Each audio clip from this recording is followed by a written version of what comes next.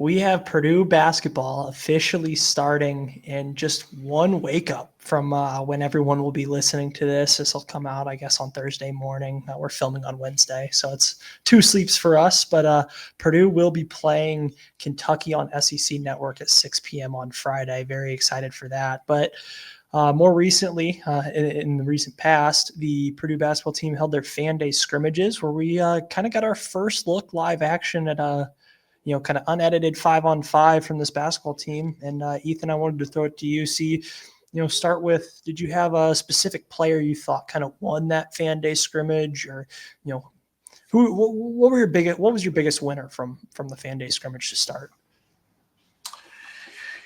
The biggest winner, I think I'm going to go with CJ Cox in terms of biggest winners from this event. I thought he looked extremely comfortable out there. You can throw Jakari Harris into that mix as well. I thought both of them really played well. They both led Purdue in scoring. Jakari had 20 and Cox, I believe, 15. So, all this time we've been talking about the Purdue shooting guard spot, right? We kind of have 4 locked-in starters since Oscar Clough kind of separated from Daniel Jacobson at the center spot over the course of the summer. And then, of course, you have the big 3 in Braden Smith, Trey Kaufman-Renn, and Fletcher Lawyer. But that shooting guard spot was always a question mark. And I think it sounds like it's going to be C.J. Cox. All indications are pointing towards that. But it still could be Jakari Harris. I mean, the two of them both look extremely comfortable in that scrimmage and kind of doing exactly what you want to see from them, kind of hounding defense, knocking down open shots, taking some aggression on the offensive end to show a little bit of what they can do. CJ in particular, I thought, looked comfortable handling the ball, getting downhill towards the basket, which is a skill set that not many players on this team have. And if he's able to do that, that's a good sign for what this Purdue offense will look like when maybe they're out of their initial rhythm.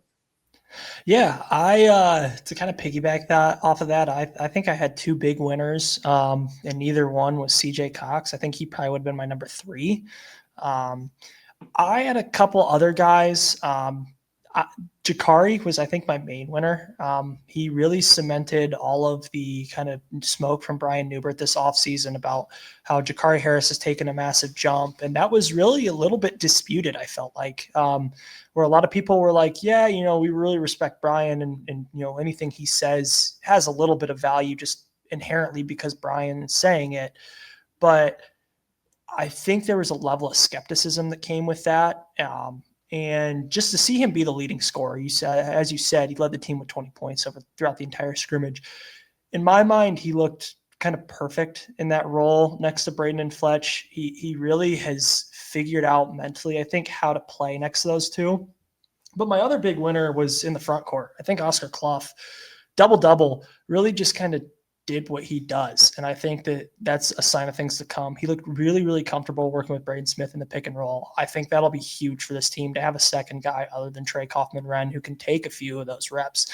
Add a change up into the offense a little bit. You can use a little bit more misdirection. You just have more options. And his mobility, his ability to catch the basketball and finish. He had a couple of really nice, really like awkward acrobatic finishes that were really impressive for a guy at almost 7 feet tall and 270 pounds to be able to adjust yourself in midair like that and, finish over guys like Jacobson and Kaufman-Renn, who are pretty big, solid rim protectors, especially in Jacobson's case. So I think those are my 2 big winners so far throughout this fan day event.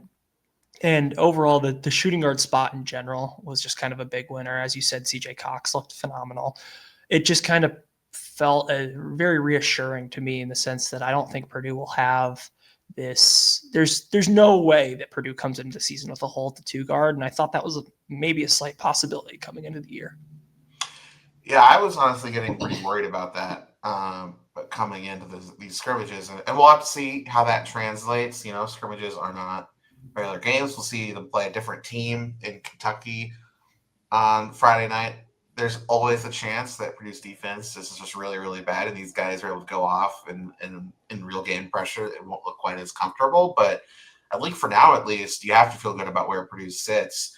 All the reports over the summer were that, no one had really stood out or separated themselves among sort of the four contenders for that shooting guard spot, other than Brian Newbert saying that it was clearly Jakari. And kind of heading into the scrimmages, he kind of backed off that a little bit and said, well, it's kind of a toss-up between CJ and Jakari, and CJ's the incumbent. So maybe we should kind of give him the nod there. But really, I mean, I was a little bit worried that, as someone who's covered the NFL for a while now, it's never a good sign when there's a position battle and the word is, well, no, like it's really close. No one's really separating, because very rarely does that mean, oh, you have two or three amazing options. You can go with any of them and feel good. Much more often, it means, well, no one's really doing what we want them to do. No one's really standing out in a positive way. We're going to have to pick somebody, though, right? And that's kind of what it was starting to sound like for Purdue at the shooting guard spot, right? You had Omer Meyer, the freshman Israeli guard coming from overseas, and initially when he signed on, a lot of excitement was around what the Purdue offense could look like with him playing next to Braden Smith. And there's the idea of like, well, he's clearly the most talented guard in this backcourt, maybe including Braden. So if that talent is able to win out over a little bit more experience from the sophomores, then, maybe he could be in the starting lineup. But it sounds like they're mostly working him at backup point guard, and he's not nearly the level of defender that the other three guys are at that spot. And then, so if you're taking Meyer out of the equation, then it was CJ Cox, last year's starter for most of the season, versus Jakari Harris, who opened last season as the starter. And it kind of seems like the guy the staff keeps pushing as maybe the person they want to step up and take control of that spot. And then there were also reports that Antoine West, the true freshman 3-star, had really impressed over the summer and was kind of pushing to maybe, get some reps at the three at the very least. And there was even some reporting from Craig Bowers a couple of weeks ago that West was very much in the mix to start at the two. He's got the length and he's the biggest body of the three. So in theory, he has the highest defensive upside. I think in the scrimmages, though, you saw a lot of good things from Jakari, who led the team in scoring by a pretty decent margin. CJ Cox looked very comfortable out there. Antoine West was more of a mixed bag. I think you saw pretty clearly that he's behind the two of those guys. His defense looked very impressive. He was hounding Braden throughout most of the game, at least when he was on the other team. And you can see like his length at the point of attack is a real weapon for this team. But offensively, he went 1 for 8 from the floor. He did have one nice relocation 3 that he hit. But at the same time, I mean, clearly his shot is not where it needs to be if he's going to be a starter or even a big minute getter on this team. Yeah, you kind of touched on it a little bit. I was going to get there in a second and ask you who your biggest loser of the scrimmage was. In my opinion, it was Antoine West. I don't think it was in large part because he played super poorly. I think he showed a lot of good things. He is kind of a little bit what I expected coming in, honestly, a little bit better than what I expected coming in, even, with this kind of reset of expectations in my eyes.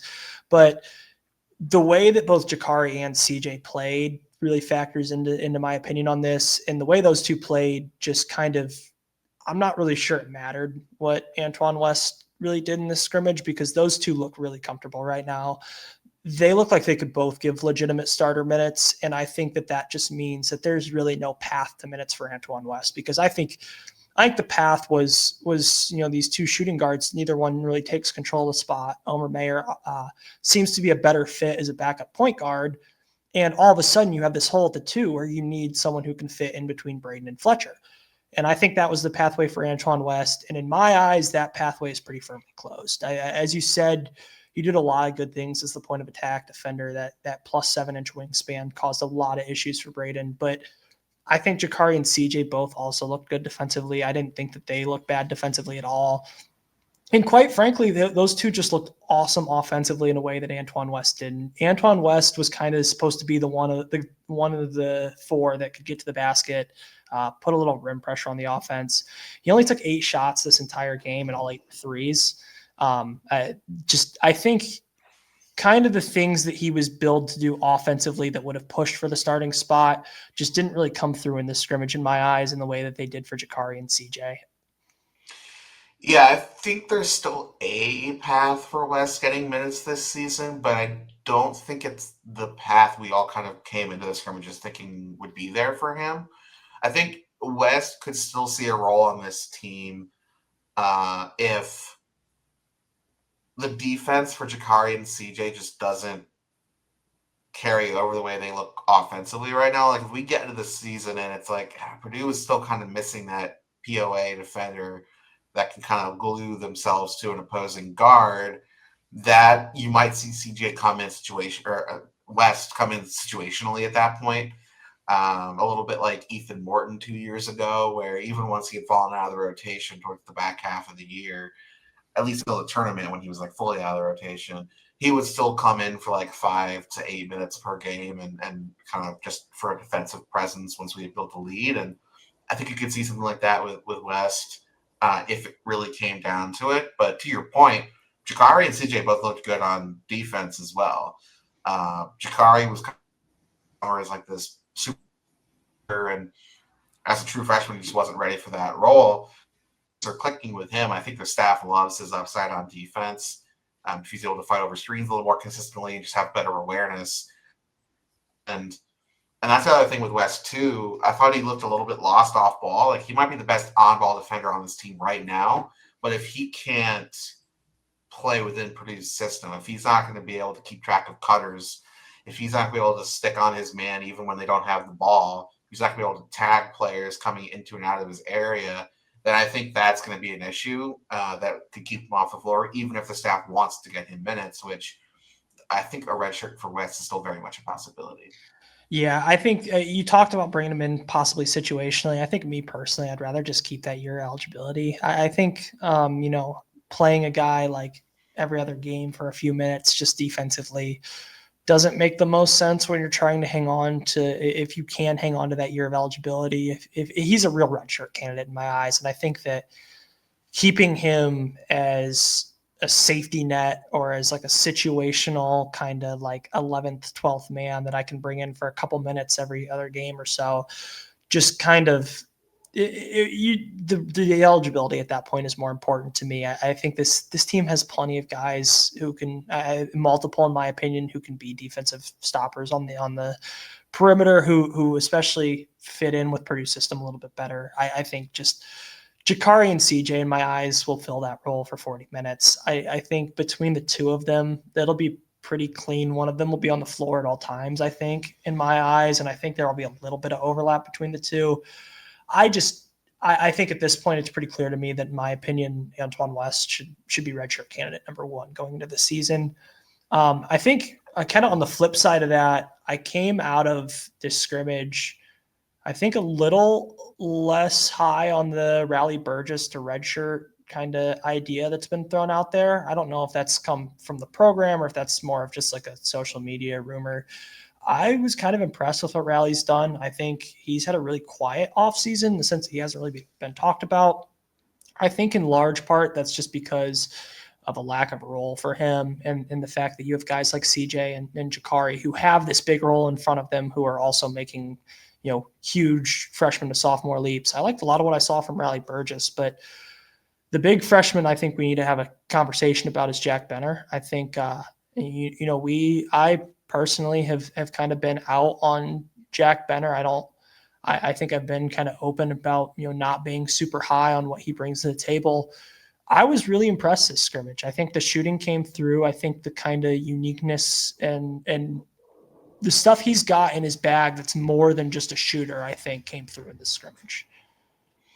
Yeah, I was impressed with Benter's versatility in the scrimmage, which I did not expect to be coming in. Kind of like you, I thought Bender's a nice story. He's going to get some cleanup minutes in the non-conference. I'm sure he'll have some wow moments that gets everyone excited. But I never really saw him as a rotation piece for this season, and it's still going to be an uphill battle for him to get minutes this year, just because of how deep this team is. I think there's a legitimate possibility he will beat out Liam Murphy for that role that Murphy was brought in to have. I think there's minutes for one of them.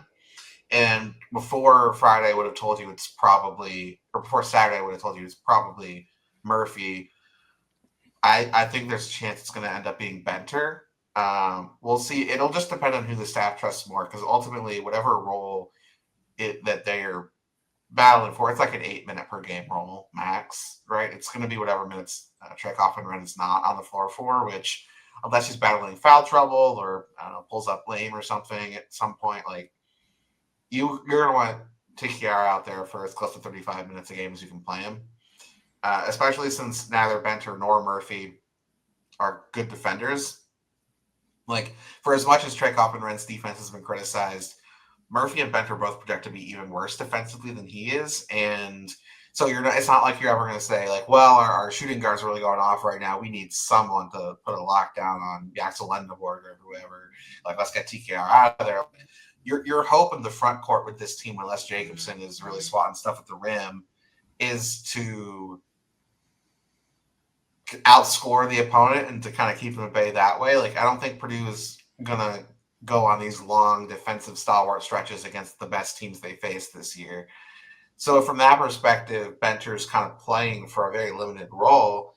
And some of the other stuff he does, like you mentioned, some of the passing, playmaking, ball handling chops aren't really going to be things he's asked to do.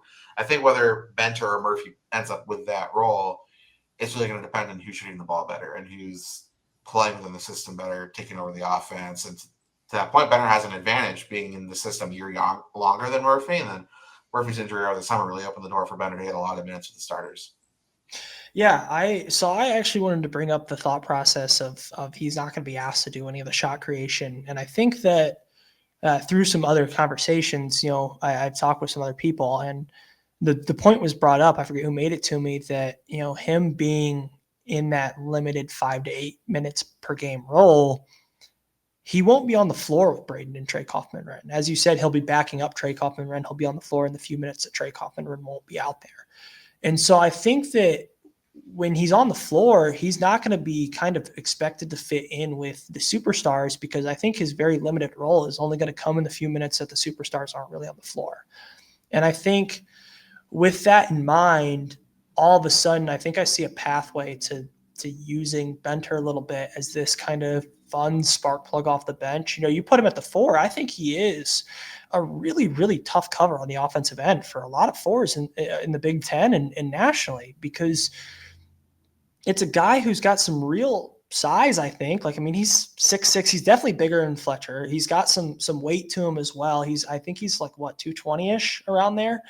And so a guy like that with the ability to dribble, I think he's got a little more athleticism than I realized. I know he broke the backboard in high school. I kind of thought that was a little bit of kind of just a fun, oh, look at this white shooter from, the middle of nowhere in Indiana. He broke this backboard. Well, no, I think he's a real athlete. I think he's a real athlete in a way I didn't kind of expect him to be. And a guy that is 6'6" with a little bit of size that can put the ball on the deck and make some things happen. I think that's a guy you want to kind of have some flashy plays in the 5 minutes he's on the floor, because the 5 minutes he's on the floor really aren't massive minutes that are going to swing the wrong way. You kind of don't expect to win the Braden Smith minutes or the non-Braden Smith, Trey Kaufman-Renn minutes. I think staying even would be a kind of the expectation there. And Benter being able to make some big plays, I think would really swing the game positively when he's in and be the pathway to minutes there. It's certainly possible. I will say I'm not sure how often Braden and Tikiara are both going to be off the floor at the same time. I would think, they're both probably only going to be off the floor for 5 minutes per game, maybe 8 in Trey's case. So you're probably trying to stagger those absences as much as you can. Your hand is forced by foul trouble or injury, of course. But, to your point, when Braden's not on the floor, guess who is going to be on the floor? Let's talk a little bit about Omer Meyer, because he might be the least talked about player coming out of the scrimmage. And there's a case he was the most impressive. The only reason I didn't mention him as the biggest winner is because I just don't really think there's a path for him to be the biggest winner, given that his role seems pretty locked in as Braden's backup. But Meyer had 9 assists to 3 turnovers in the scrimmages. He was the starting point guard opposite Braden Smith for all 3 scrimmage sessions. Braden Smith spit out 10 and 4, 10 assists to 4 turnovers. Meyer had 9 to 3. It's an almost identical, even slightly better assist to turnover ratio than Braden had. He was making some pretty incredible passes. I think Braden's behind the back to Clough was kind of like the highlight from the scrimmages, but Meyer had a few that weren't far off from that. And, Benter's playmaking is fun, but when Braden's not on the floor, the ball is going to be in Omer Meyer's hands. And for those 5 to 8 minutes, he is going to be tasked with carving up defenses as a 95% as good at that as Braden is kind of what it seems like. He would be the starting point guard, I think, on a lot of teams across the country. And he might be a top 5 passer in college basketball right now. He's just stuck behind the best passer in college basketball right now. Yeah, I haven't exactly done the exercise to think it out. I would love to go through every Big Ten team and see how many I think would get better if they started Omer Meyer at their point guard over whoever they currently project to start. And I have a feeling, maybe it's a biased point of view, the number would be a lot higher than I would have thought a few weeks ago when we were hearing that, CJ and Jakari were clearly beating him out for the shooting guard spot. And I think that we have hit the rare time where it's kind of a good thing that no one has clinched this shooting guard spot, because it's like the reason it's happening is the rare time when everybody's working out, when it seems like Omer looks everything he's billed to become. He's billed to be coming over from Europe. However, he doesn't fit as well in between Braden and Fletcher as CJ and Jakari do, but that's partially because of how good those two have been. So I think that him not taking the shooting guard spot and him being in a limited role says nothing about his talent, because I think coming off this scrimmage, like, it's too early to look ahead to next year, but man, I can't wait to watch Omer on the show for 32 minutes a game. That's going to be pretty awesome. But I think it'll be tough to settle for the 5 to 8 that he gets running the show this year. But I think that when he comes in for those 5 to 8 minutes, it's going to be a fun ride, 5 to 8 minutes. And the nice thing for him is that in large part, they're going to come against the other team's backups. It's another thing that's not being talked about is not only is he going to get a play where he gets the ball in his hands for 5 to 8 minutes, it's going to be against the backups, and he's going to be fresh and well rested and not tired. And I think that's going to give a lot of Big Ten teams trouble. And I think Trey Kaufman-Renn is going to be a very happy man, especially in those 5 minutes with Braden off the floor. It's going to be the Trey Kaufman-Renn and Omer Meyer show, which means it's going to be the Trey Kaufman-Renn show. Yeah, absolutely. There's just, given that Meyer looked like the worst defender on the team in these scrimmages, and it didn't even look particularly close, on a team full of guys that are mostly not great defenders outside of Jacobson at the center spot, and then, CJ, Jakari, West. Everyone else is probably about an average defender at best. That's being generous to some of those guys. And Meyer was easily the worst. He looked lost off ball. He was not quick enough to stay in front of his man when he was guarding the ball handler, and that kind of in a tough spot, because of the four guards we're talking about that aren't Braden Smith and Fletcher Lawyer, he is the most talented. Like, in theory, he is the best of those guys, but you can't play him with Braden and Fletcher on the floor at the same time. It does not matter what you do offensively, the other team will match you. Like, you'll score every time, they'll score every time. That's not sustainable basketball. So they're going to have to try and find a way to get him on the court. And at first, it's probably going to be when Braden's off. There's a chance he plays a couple minutes here and there in place of Fletcher. I could see some Braden, Omer, CJ, or Braden, Omer, Jakari lineups, but probably not more than 3 to 5 minutes a game. So you're really looking at kind of the same thing we're talking about with Benter. 5 to 8 minutes a game is probably Meyer's ceiling, unless he really elevates his game in a way where it's we have to find this guy 15 minutes, but that's just going to be really hard to do given how good everyone else on this team projects to be. Yeah, I think his pathway to more than a 5 to 8 minute backup role is really at the 3 spot, backing up Fletcher. I think there's some real kind of pathway to him getting to be this off ball, just go gun, just go shoot. If you want to take a one dribble pull up and you feel like you got to your spot and you're open, go ahead and take it. You're in your 4 minute a game role where you're backing up Fletch and you're kind of this shot hunting creator off the wing. In the 8 minutes you're backing up Braden, the 5 to 8 minutes you're backing up Braden, you're going to be a special passer. And I think that his offensive skill gives him enough versatility to do that, especially in Purdue's system running these three guards. But as you said, he's the worst defender on the team, and I think it's pretty obvious. He got lost. He did the freshman get lost off ball thing that Antoine West was doing without being able to have the impact on the point of attack and the ability to recover, because he just isn't. I mean, he doesn't have the plus 7-inch wingspan that Antoine West has. He's not quite as athletic or as bouncy or as quick laterally as Antoine West is. That allows Antoine West to be this awesome defender.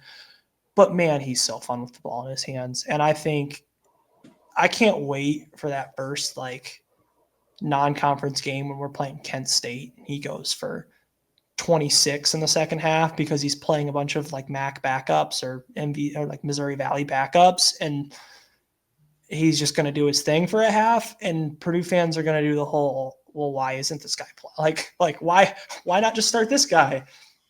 And I think the defense, I hope, won't be loudly apparent as to why they won't start him at the 2. Unfortunately, I'm worried that it might. And I think that's the one rate limiting step that you mentioned. And that's the big rate limiting step to me as well for his minutes.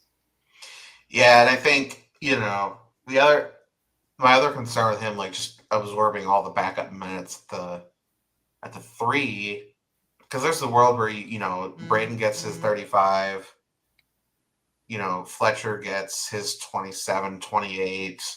You give Meyer all, 15 to 18 of those backup minutes, and then you just split CJ and Jakari 20 minutes each, or 22 and 18, depending on who's a little bit better, at the 2.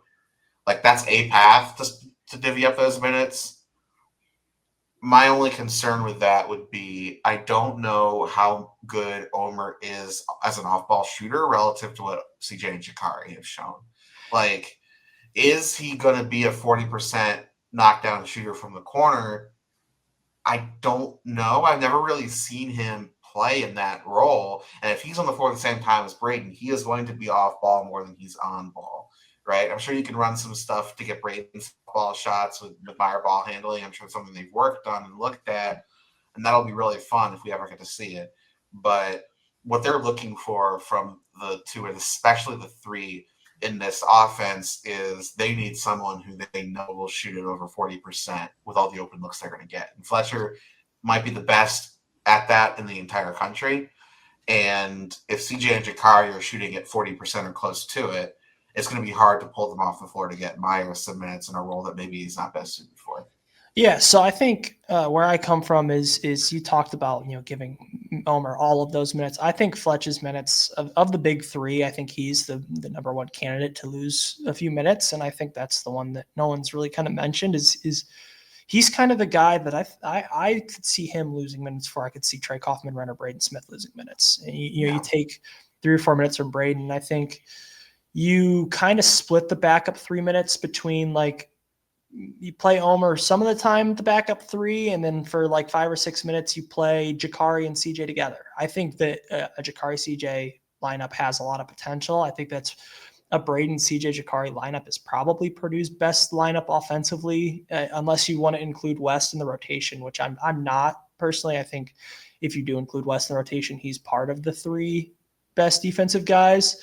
But I think the best defensive lineup that Purdue will play consistently at the guard spot is Braden, CJ, and Jakari, and I think we'll see that almost every game. I agree. Yeah, I think it's going to be Fletcher's about 27 minutes is what he played Edie's senior year. I think that's probably about what he's going to play this year.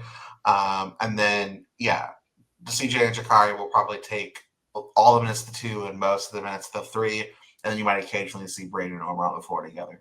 Yeah, I'm thinking get Braden and Omer on the floor together for a 4-minute spurt each game, kind of like media timeout to media timeout situation.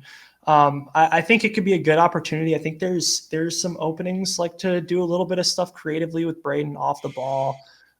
Maybe let Omer handle the ball a little bit and use Braden as this off ball shooter for a couple minute stretch just to show a different look. And then just to touch on you talked about the skill sets with kind of Jakari and CJ overlapping with Omer's shot making.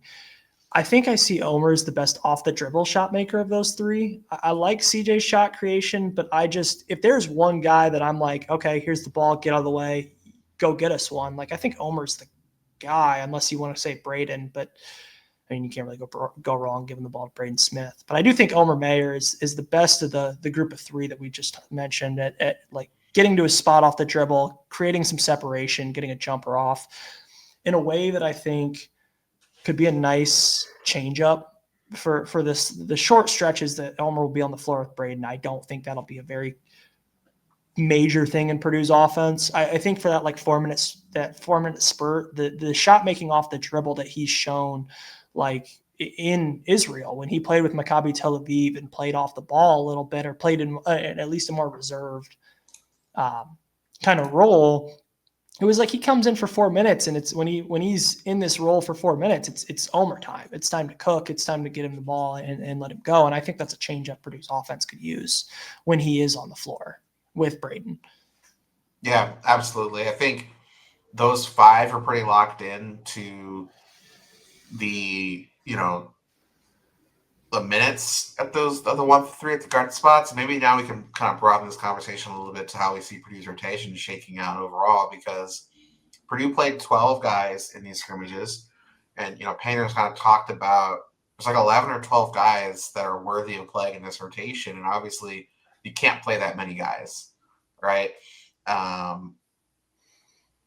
It's just not possible. Good teams don't go that deep in the rotation. Right, 10 is the max that really any coach will play on a serious team, and even then, most coaches prefer to get down to 8 or 9, sometimes even 7, for their true rotations. So, with that in mind, there's just not enough minutes to go around for all these guys, right? I mean, as much as we like Jack Benter, as much as we like Antoine West, are we really cannibalizing Braden Smith and Trey Kaufman-Ren's minutes to get those guys on the floor more? Obviously not. So, at that point, I think there's 9 guys locked into a spot in the rotation. I think the 5 guards we've mentioned, Braden, Fletcher, Chikari, CJ, and Omer are all going to get minutes. That's 5 there. And then Trey Kaufman-Renn, Oscar Clough, Daniel Jacobson, I think are all locked in as well. So those 8 guys, I think, are guaranteed rotation guys. And you're probably looking at one more spot, maybe probably just one more spot for the smallest number of minutes. And you talked about this a little bit when we talked about Benter. I think there's 3 guys kind of competing for the backup 4. And mostly we've talked about Jack Benter and Liam Murphy. Raleigh Burgess is an interesting name to watch in this. It might be situational, matchup dependent. He might be someone we play instead of like the shooter at the 4, depending on, if we're going up against like a Twin Towers type front court, that might be a better fit. Like against Michigan or something, like if you're pulling Trey Kaufman-Renn, do you really want to bring in Jack Benter against Morez Johnson or Ade Mara? Like, no, you probably want Burgess out there to give a bigger body, or maybe you're trying to play Clough and Jacobson together. But regardless, those 3 guys, I think it's pretty safe to say West is going to redshirt this year, unless he really doesn't want to. I mean, it's typically ultimately the player's choice. It's possible that he's willing to forego the red shirt, a little bit like Burgess did last year, where they're really not going to get more than 2-3 minutes a game most of the nights, but they just want to play. Like, that's totally possible and understandable if he does. He's here to play basketball. But I think it's pretty safe to say he's the 6th guard in that front court, or in the back court. I think the front court's a lot harder to try and find out who's going to be out of minutes. Yeah, I agree. Kind of where you stood there. I completely agree. It's really 12 guys that I think are competitive for this rotation, which is quite a few. Like, I think that's an abnormally large number, even with the 15 roster spots. To have 12 guys competitive for a rotation is incredible, especially in the sense of Purdue's, in which they all look just they all look like they do something very high level. I think every single player of the 12 really brings at least one skill to the table that they do at a very high level. Outside of Burgess, I don't know if he has one skill in particular. I think his value comes from like the versatility and the ability to kind of do a lot of different things at 6'10". But the other 11 all have at least one skill I can point to and say they do that at an elite level. And I think that makes it really hard to trim down a rotation. I do think that there's kind of a 9 that I have on the inside track, or the 10 guys that I think have an inside track to rotation. I think Braden, Trey Kaufman, Ren, Fletcher, obviously all have massive roles on this team. I think Oscar Clough has a major role on this team. I think he's very clearly, in my eyes, the best center on the team over Daniel Jacobson. He's going to play a big role. I think CJ and Jakari are very clearly the kind of 5th and 6th guys on this team. They're almost interchangeable at this point in my eyes. They're both going to be very good starter level players in the Big Ten. Omer has to play in my eyes. I think he's too talented to keep off the floor. And then it comes down to, you have Daniel Jacobson at the 8, or as the 8th guy, backing up the center. And then it comes down to 2 guys in my eyes for the last kind of real chunk of minutes in the rotation. I think one of Liam Murphy or Jack Benner will win out. And whichever one wins out will kind of be the clear 8th guy. And I think the 9th one will have a clear separation, and he won't play every game compared to the 8th guy that will play every game. And that's the separation for me. I think whoever misses out on those minutes at the backup 4 is the closest to the rotation in my eyes. I think they're the 10th guy, the first one cut. And then I think Antoine West has the next clearest path to minutes at 11. And then Riley Burgess is kind of sitting there at 12. Is this really capable? But unfortunately, I just don't really see a huge path other than very situationally, as you talked about.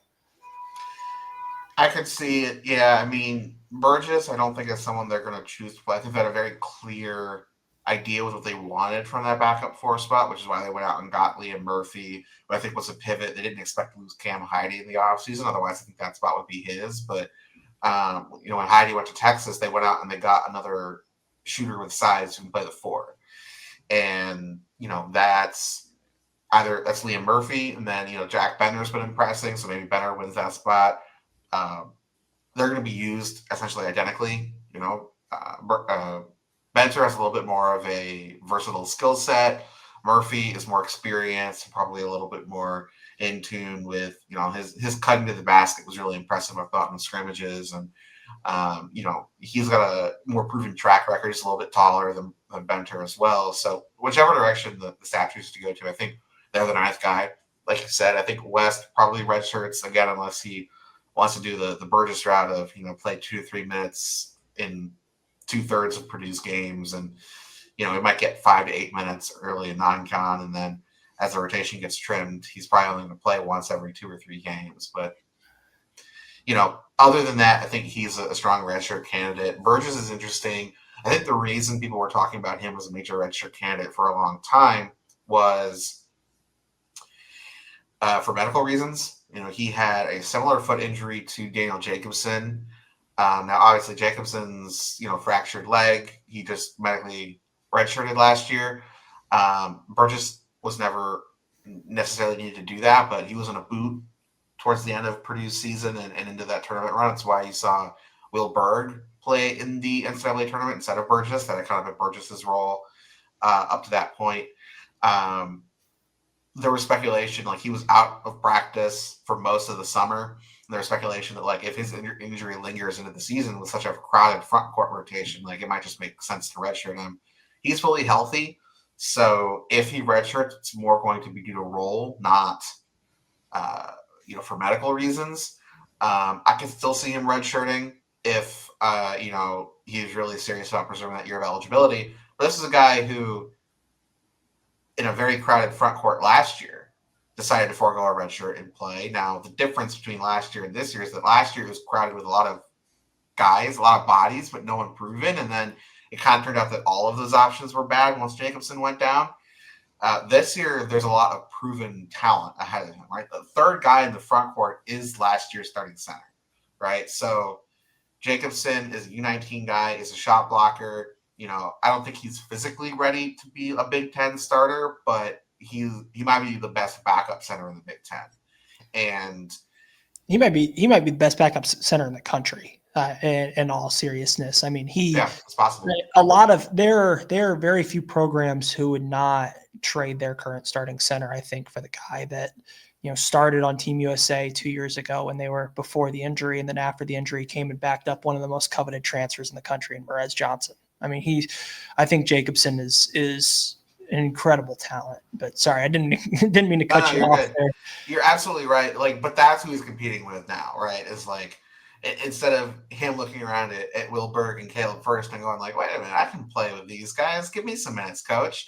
He's looking around at Daniel Jacobson and Oscar Clough and Liam Murphy and Jack Benner and going, well, okay, like the minutes of the 5 aren't going to be there for Burgess. Like if he's going to play, it's going to be at the 4 this year. There's really probably not enough minutes to go between Clough and Jacobson at the 5. So you're probably looking at like 25 for Clough, 15 for Jacobson. And then, situationally, Burgess might play. Like I said, if you're going up against a team like Michigan that's going to play Ademara and Perez Johnson and Yaxel Lendeborg all at the same time, looks like, in the starting lineup, like you're going to want another big body at the 4. You're not going to want to get smaller when TKR goes off the floor. That's kind of what I mean there. But short of that, you're right. I think they have a very clear vision for what they want that spot to be, is like a shooter with a little bit more size who can shoot over and space the floor a little bit in a way that TQR can't. And so it'll just offer defenses a different look when he's not on the floor and kind of keep the offense humming. And I don't really see Burgess fitting into that. Like I said, except for a few very specific matchups where he might get a little bit of run. Yeah, I just see that 4 spot. I see what they wanted to back up Trey Kaufman run with. I have a theory that we're not going to see either of the backup 4s with Daniel Jacobson on the floor at the same time. I think that when we do see those 4s on the backup 4 on the floor and Trey Kaufman run out on the floor, I think Oscar Clough plays every single minute that Trey Kaufman run does not this year. Just in a sense that he's really the only other guy I think is a true ball screen threat. I think Jacobson can do it occasionally and situationally, and I don't think he's an awful option ball screening. He's just not the first guy I would really want to be this physical ball screen and roll big. He seems like he's going to be more of a pick and pop, kind of shoot the 3 ball a little bit, space the floor, perimeter big. And I think they want that elite knockdown shooter with size to kind of space the floor, give lots of space for Braden Smith and Oscar Clough to operate. And then when Daniel Jacobson's in the game, he's going to kind of play that same role while Trey Kaufman run and does the Braden Smith and Trey Kaufman run thing. That's kind of how I see the front court shaking out a little bit. And just unfortunately for Burgess, he just doesn't fit that mold at the backup 4. And then when they do go to the Twin Towers, I think you mentioned Michigan specifically, that Perez a day lineup. I think I would rather just see kind of Jacobson get like an extra 5 or 10 minutes that game and just go all the way in on the Twin Towers and go Clough and Jacobson, just because Jacobson has shown the ability to shoot. Like if Jacobson was a non-shooter, then I would listen, kind of hear you out on the Burgess thing because of the shooting. But I think Jacobson bringing the shooting kind of eliminates that need for one of the 2 bigs to be a shooter, because they already are. You already have Jacobson, who, when you pull Kaufman run off the floor and go Twin Towers against a team like Michigan, that they do Twin Towers with Perez and Ademara, you'll just run Clough and Jacobson. Jacobson can shoot well enough to space the floor, and that you don't really feel the effects of having 2 non-shooting bigs on the floor. So I think that's kind of how it goes. But now that we've successfully spent 45 minutes breaking down an intra-squad scrimmage in which the teams switched several times and they played each other, let's switch to the Purdue Athletics team that we all know and love that did play against a team not named Purdue this weekend, and that was the Purdue football team going down 19-0 to Northwestern. Ethan, I'll give you the floor for a minute or two to kind of get your thoughts out on how this game went. We'll probably not spend a ton of time on this one. Yeah, I keep being vindicated in my Purdue football takes, despite the fact I don't want to be. It would be much more fun if I had been wrong this whole season and we were just awesome. It's tough. I kind of talked about this last week where, Purdue's offense has been kind of sputteringly inconsistent. They've been putting up a lot of big numbers, but, it wasn't leading to points as much as it should, and it wasn't leading to wins. And when you're inconsistent like that, a performance like this is going to happen. We saw Malachi Singleton get some extended action for the first time this season. He threw twice as many passes as Ryan Brown did in this game. that's never a great sign if you're kind of pivoting to a backup quarterback against Northwestern to try and spark the offense. And I don't know if Barry Odom has said anything about who's going to be starting on Saturday against Rutgers. We'll get to that game in a minute. I assume it's still going to be Ryan Brown, but if you're seeing anything on that, let me know. So on that, I believe I saw that he might be out for injury. Okay.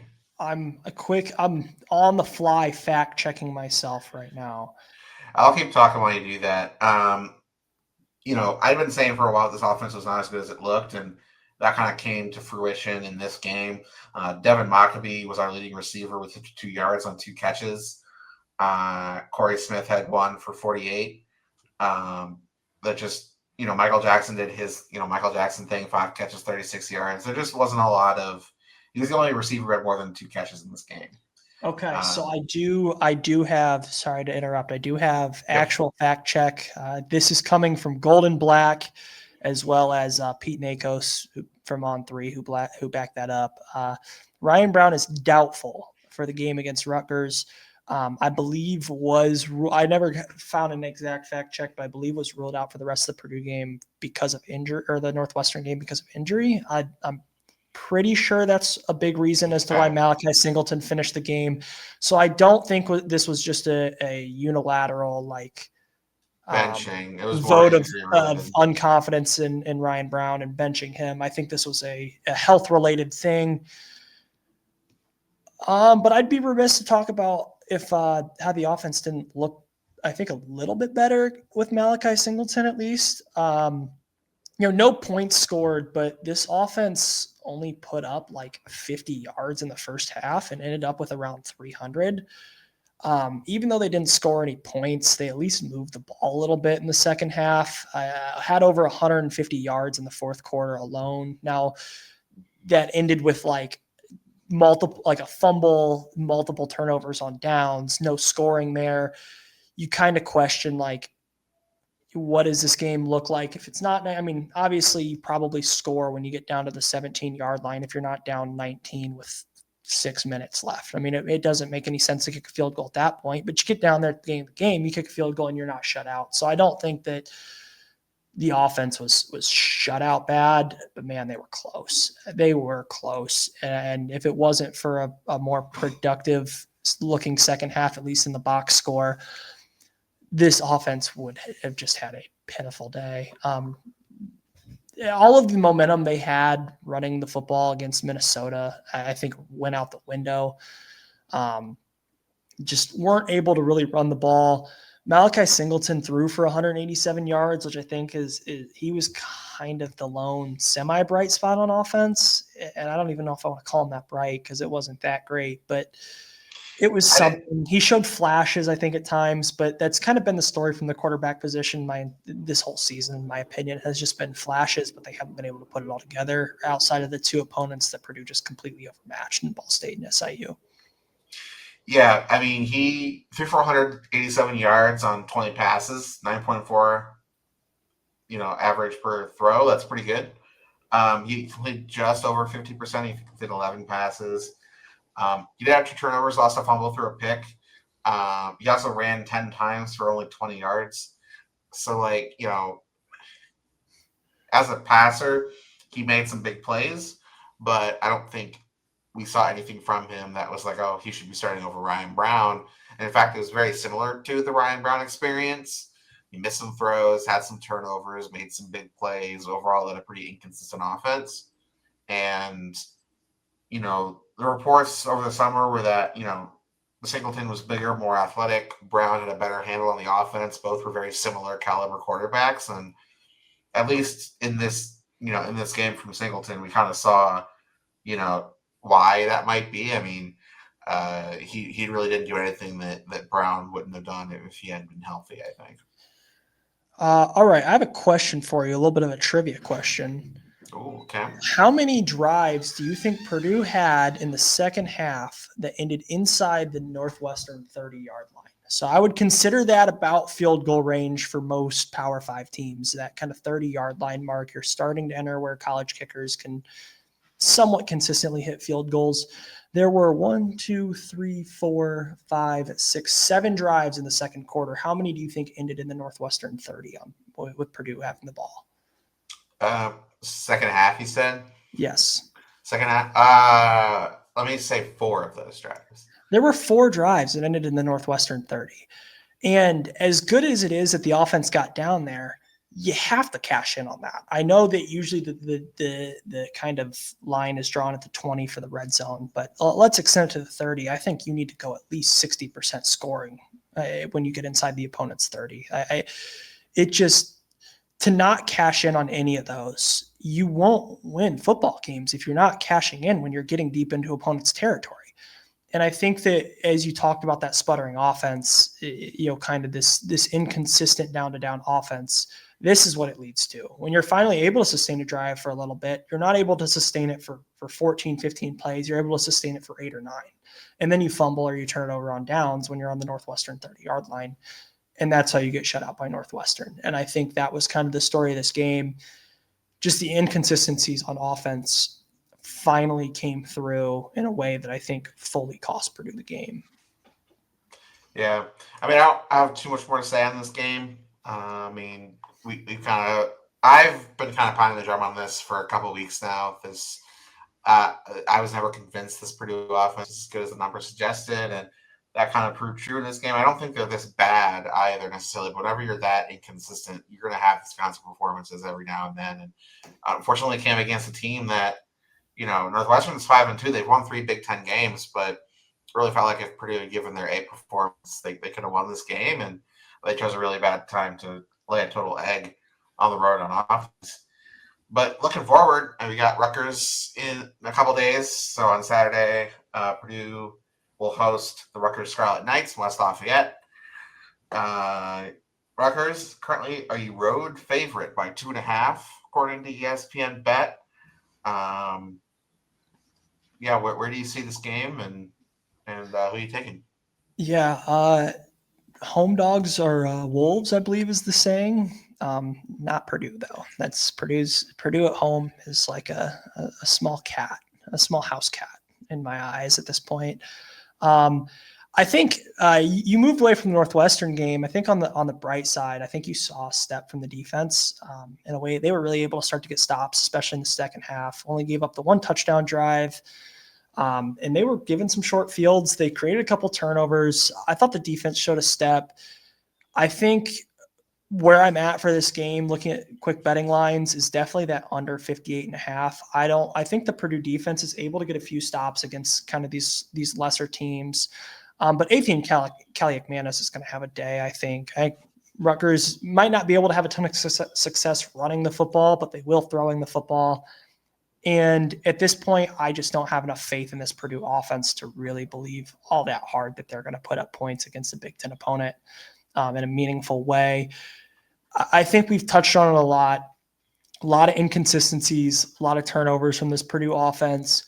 I kind of expect this game to have a feeling like the Minnesota game. I think Purdue probably outgains Rutgers, maybe even. But they're going to have some moments in this game that really come back to hurt Purdue. Those really big momentum, those big swing plays in games that flip outcomes.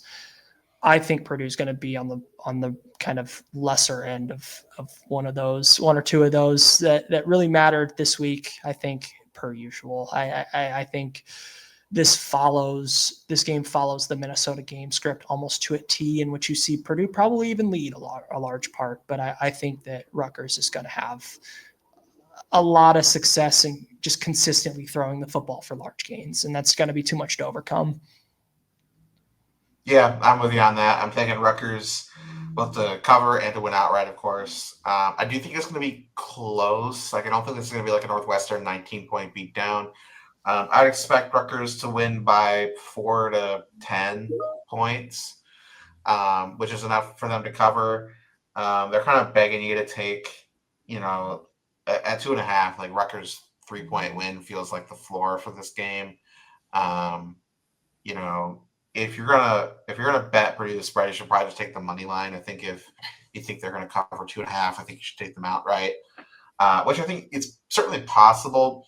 Look at Rutgers we kind of talked about Northwestern and Minnesota as teams that were proven like teams able to win close games against a similar caliber of team.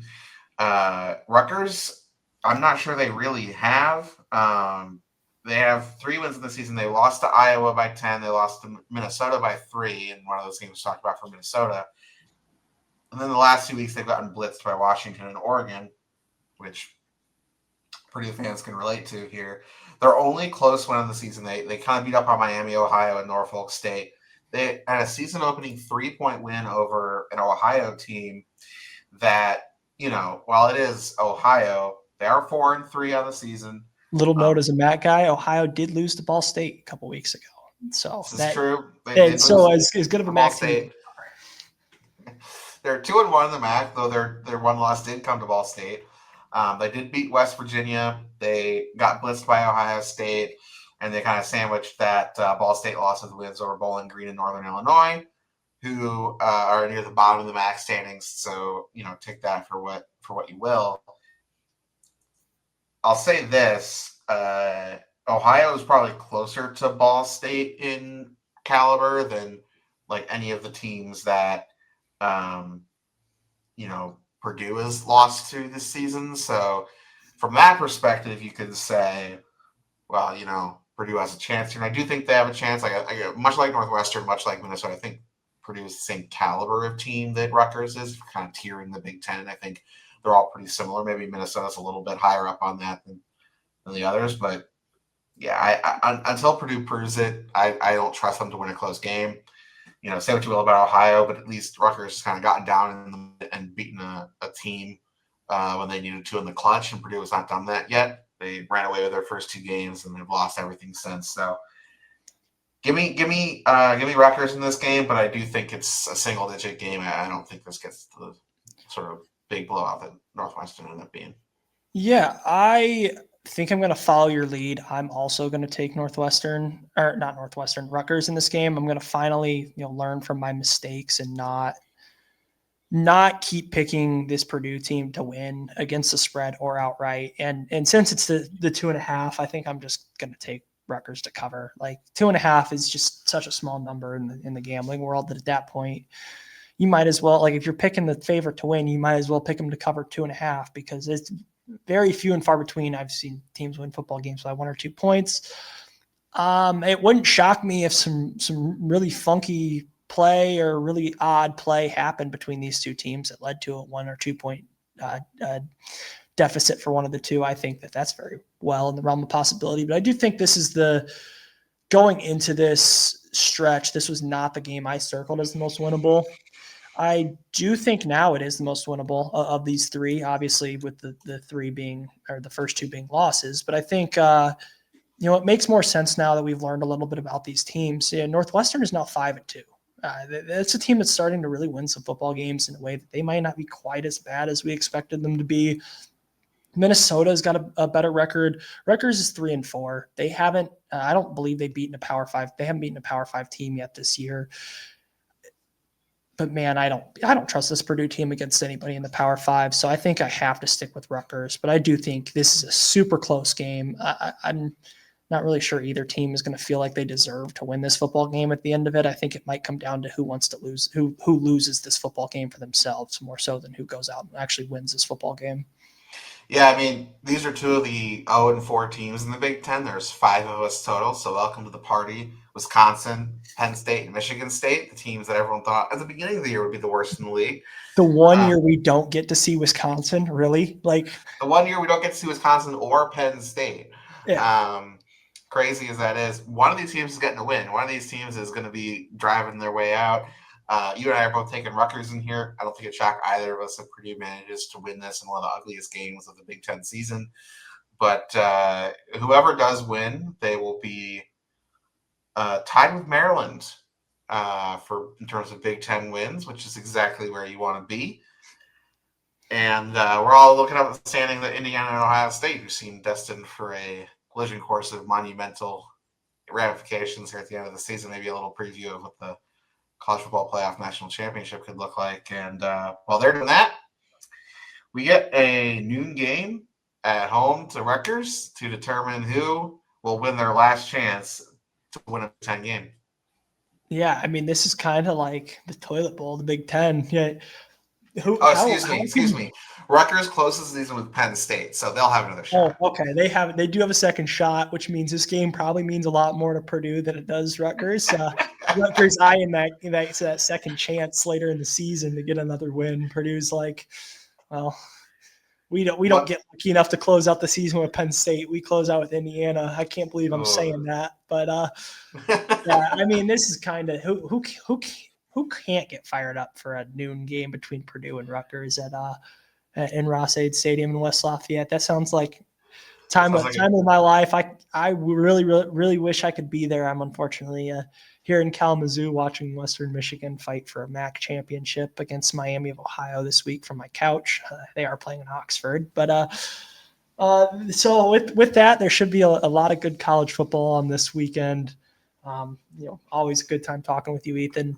But that fan day talk, basketball season is right around the corner. So Purdue fans, gear up, one more night of sleep, and then it is finally here. So on that note, thanks for listening, everyone.